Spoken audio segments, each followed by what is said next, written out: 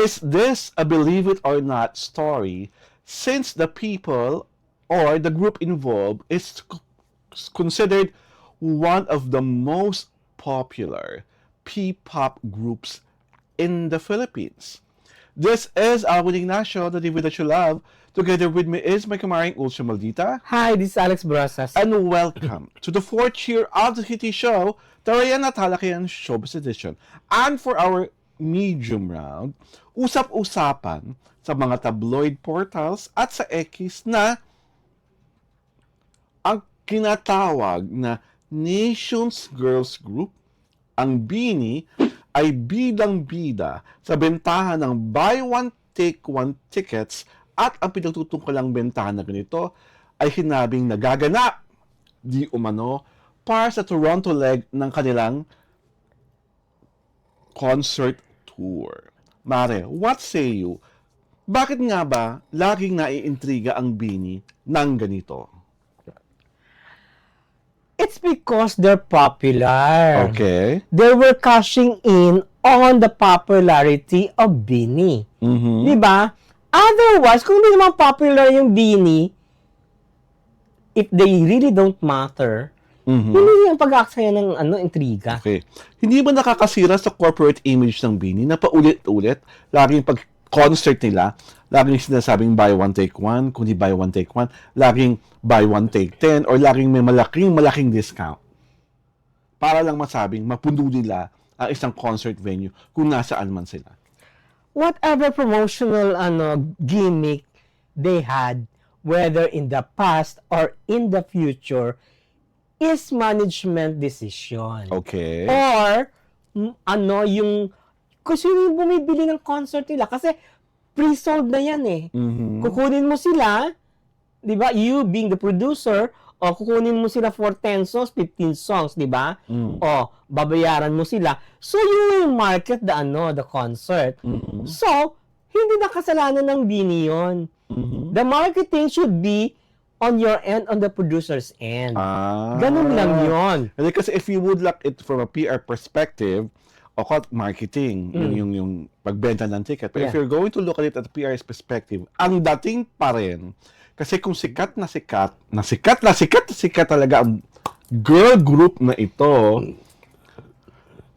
kahit magkano yan, magkano ang presyo niyan, bibilhin ng mga fan. Diba? Yung BTS na lang, pag binenta ang show, matik sold out. Yung Cat's Eye, yung mga Blackpink, matik yun, nauubos ang ticket. So bakit, pag BINI, bakit kailangan i-buy one take one? Sikat na sikat sila supposedly. Alam mo, that is just part of an intrigue. Okay? There has never been a time that it was proven true. Was it proven true?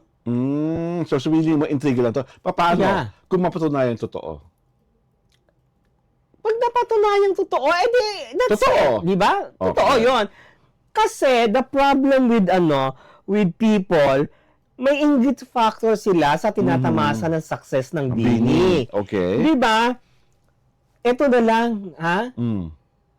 Why would producers mount concerts for them if they are not viable, if they are not marketable? Yun na lang yun. Oh, milyones ang dito, ha? Ang pinag-uusapan dito, Hindi ha? natapong pera. Ang i-invest na pera. di ba? Oh.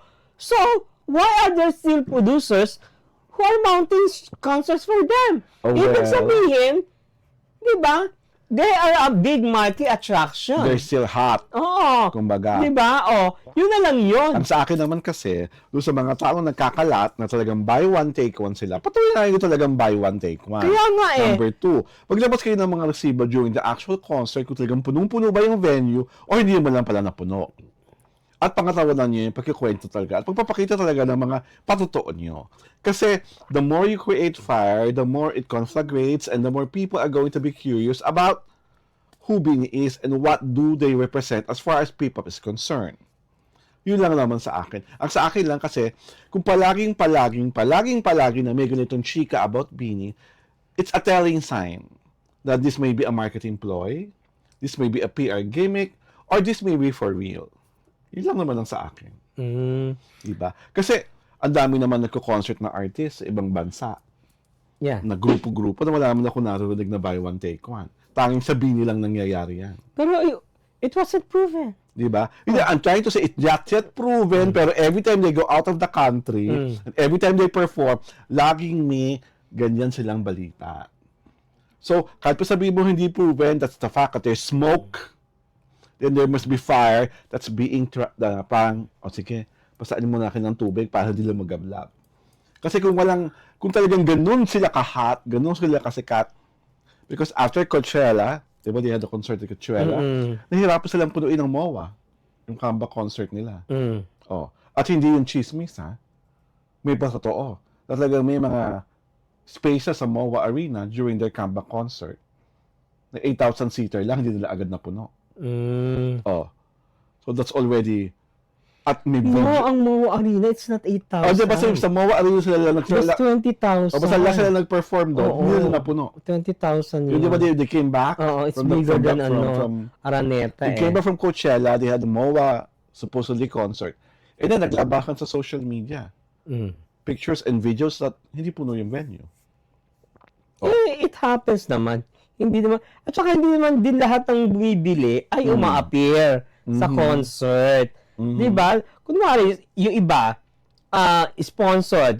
Kunwari, isang company, binili yung, kunwari, 50. So, pamimigay niya yun sa kung sino man ang gusto niyang pagbigyan. Well, that's valid. Hindi man umappear lahat. So, does that mean, bayad na yun. Ganun yun. Kumita na sila doon. And also, I think, one of the very things that BINI should really police, yung fans nila. Kasi mas marami silang toxic fans kaysa sa mababait na fans. Malala ang... What do you mean? When you say toxic, haters yun, hindi yung fans. Toxic yung ugali ng fans nila. Na blooms. Oo nga.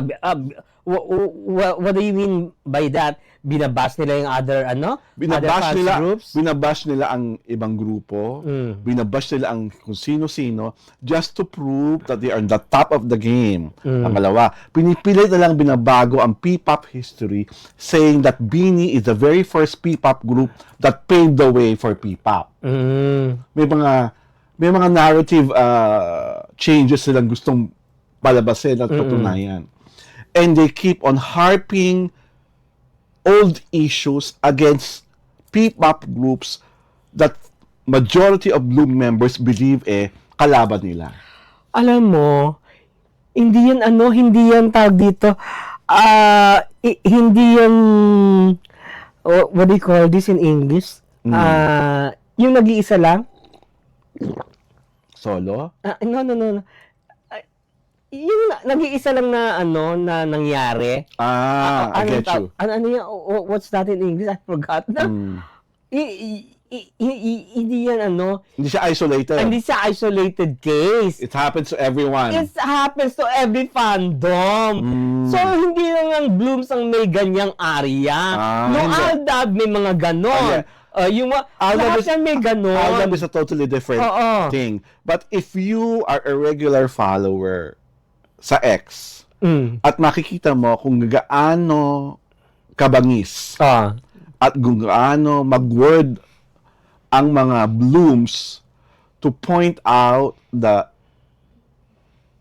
lacking, or whatever is lacking, to the other P-pop groups out there, ikaw ang mahihiya. Kasi parang, paano sila nakakapagsalita, nakakapag-isip ng ganito, at gaano sila may katapang na apog para ilabas to online. Some people are idiots. They're born idiots. Yun nga. Diba? So why should you get affected by those things that you read online? Diba ganun lang yun?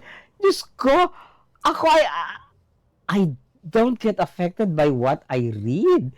Kasi when you get affected, nila yung nila, yung purpose nila, which is to make you galit, which is to agitate you. Okay. I saw in the ending, you lose, they win. Ganun lang O yun. o mga fandoms, Diba? sabi sa mga blooms, pakinggan nyo ang payo, di ko maring ultra Ganun lang marabulta. yun. Diba? Kasi ako, when I read whatsoever, I just read it as is. Di ako nagre-react, wala akong pakialam. Tsaka kasi, Page naman nila yun. Nasa Oo, demokrasya tsaka- naman tayo. alam mo naman kasi, yung ibang mga fans, lowest of ebb, ang ano nila, ang drama nila, di ba? Well, again, para sa amin, if Beanie is going to be having a success, if Beanie's concert in Toronto is going to be a success, deserve na deserve nyo ang inyong tagumpay. Kung hindi naman, then better luck sa next venue nyo. This is Alwin Ignacio, the diva that you love. Together with me is my kumaring Ultra Maldita. Hi, this is Alex Brosas. This is a Hitty Show. And welcome, welcome, welcome everyone to our 4th year.